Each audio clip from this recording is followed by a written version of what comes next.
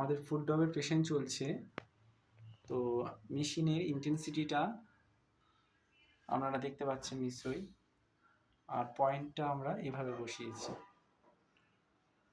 পেশেন্টের পাটা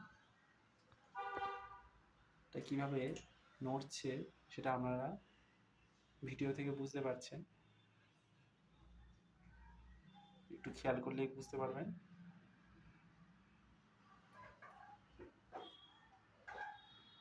তো এই হলো ফুড ডগসের পেশেন্ট।